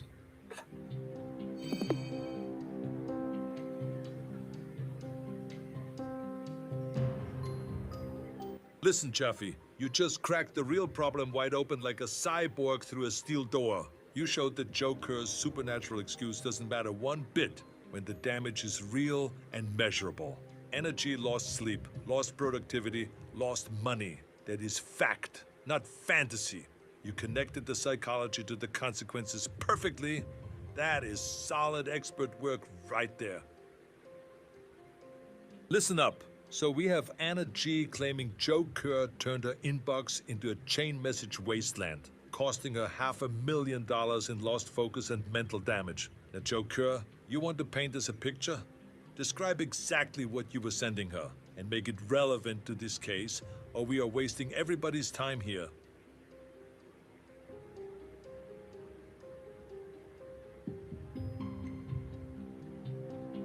It's just pretty neat the way it's, I mean, again, it's kind of cool that you've got I love AI. I'm telling you guys, I know you guys hate AI, a lot of you guys. I think this is a neat thing. You're conversing with a video game character and it's not scripted.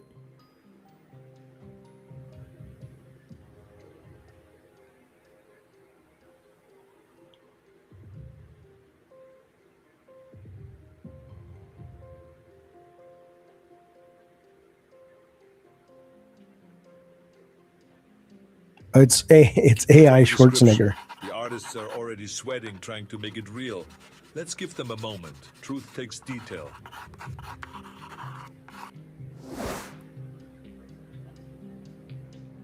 Listen here, Joker. This exhibit shows a man having an identity crisis while drunk, blaming ghosts for email crimes. You don't know who you are.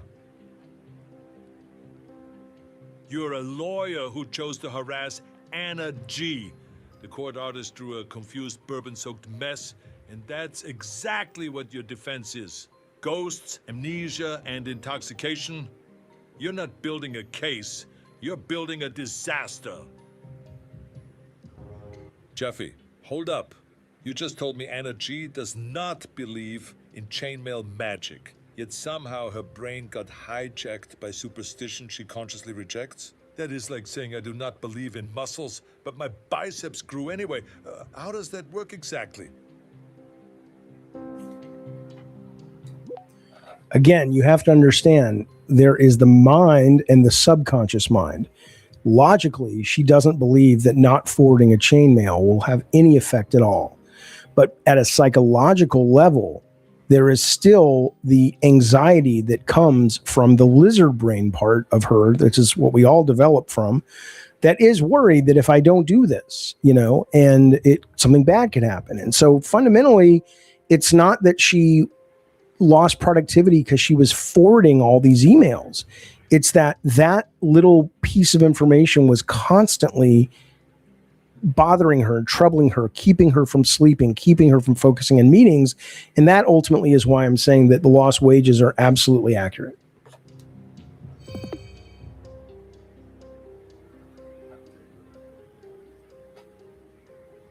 Listen, Jaffe, you just explained that Anna G's subconscious mind betrayed her logical mind like a double agent. The lizard brain versus the boardroom brain. That is brilliant psychological warfare. So Joe Kerr's chain emails were basically psychological grenades, yes?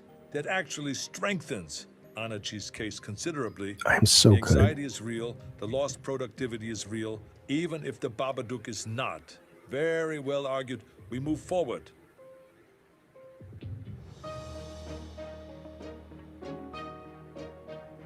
I don't like where that argument was going. Not sure what it's doing.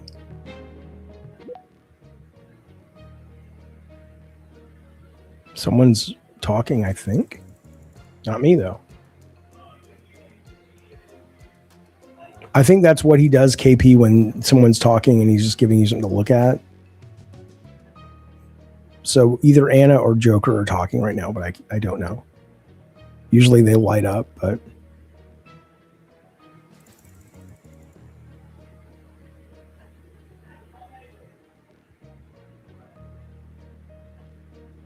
That's right, PK.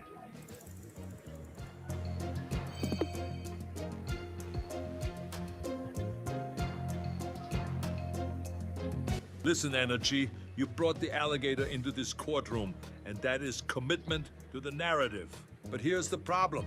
You just blamed Joe Kerr for your pet care failures and sleep schedule like he personally invaded your bedroom with a bourbon bottle and a forwarding button. The damages are real, yes, but this closing argument just got soft and scattered like a poorly executed heist. You had the facts, you had Jaffe's testimony backing you up, and then you veered into reptile custody drama. Stay focused on what Joe Kerr actually did to your business. All right, Joe Kerr, you better bring the heat. Now tell me why chain messages aren't harassment, and make it count. This is kind of at least from my perspective right now, it's kind of compelling. I don't know how well argued the case has to be or if it's just random, but it's kind of cool. You could never do this without large language model. It would all be scripted like an Infocom game.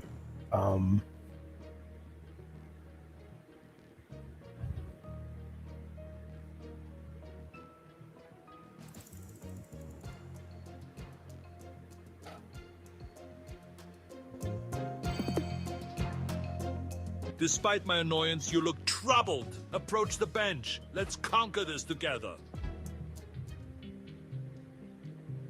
Joe Kerr, you look like you just went 10 rounds with a cyborg and lost. Come here to the bench. Listen, your defense is hanging by a thread right now. So tell me straight, why should Anna G believe you are being friendly and not just ignoring her explicit demands?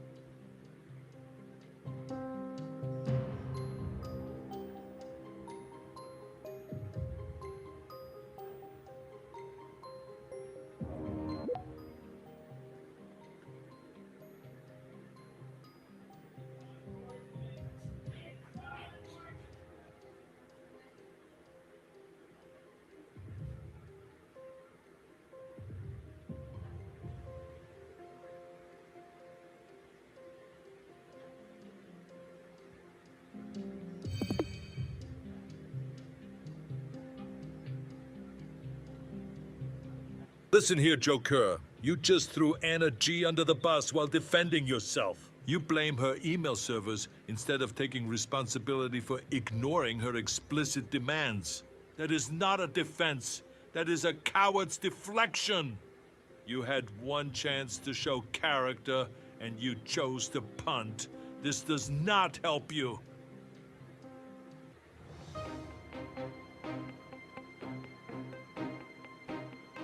Ladies and gentlemen, we've wrestled with the absurd, we've grappled with the ridiculous, and the courtroom drama could lift a mountain. Now, as Judge Arnold, it's time for the knockout punch, the verdict. Prepare yourself. Listen up. Anna G wins this one. Joe Kerr, you sent unsolicited emails after explicit warnings, then blamed supernatural forces and bourbon confusion. That is not a defense, that is a confession. Anna G asked you to stop. You ignored her, and the damage is real. Ghosts do not send emails, bourbon-soaked lawyers do. You had one job, respect her wishes. You failed spectacularly. Joker, you are ordered to pay Anna G $500,000 in full damages. Now here is your special punishment. You will walk through this courtroom while we ring a bell and chant, "Stop the spam! Stop the spam!" You ignored her warnings, flooded her inbox with garbage, and blamed ghosts and bourbon like a coward. This is what happens when you do not respect boundaries. Court is terminated. All right, good job, Anna G. Congrats, we did it. We fucked over Joker. The verdict is in. Hang on. Now it's time to celebrate the highlights of this courtroom showdown.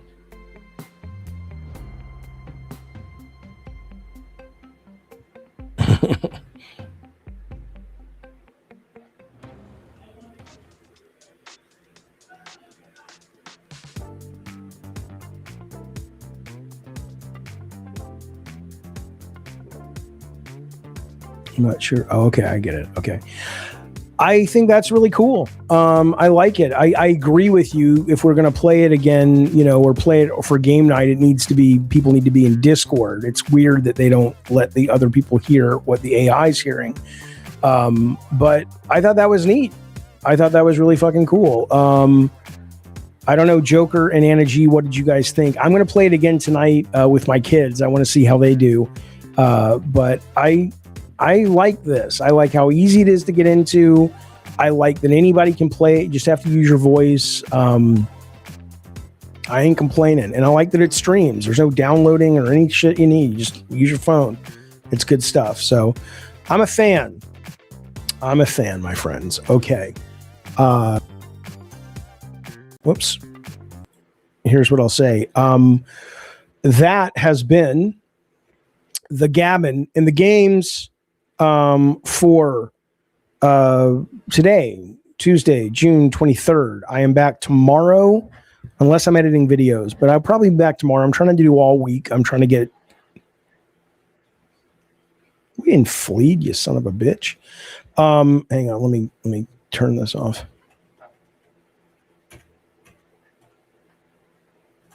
All right, hang on. Exit game. There we go. Man, they have other games in there too. It's cool. So anyway, it's cool. It's interesting. I like it. Yeah, we'll get P Turtle on. I want to bring on P Turtle to see what Arnold says. Can you imagine? There's no way Arnold would agree with P Turtle. Maybe I'll do a whole stream where if you want to compete with me and try to out-argue me, that'll be great. But anyway, Anna G, thank you for modding. Joker and Anna G, thank you for playing. Much appreciated. All the super chats, all the memberships. Thank you so much. Thank you so much. That's it. I hope you had a good time. Hope you enjoyed hanging out, talking games. I sure did. I will see you guys next time. Until then, you guys be well, be safe, and we'll talk soon. Bye.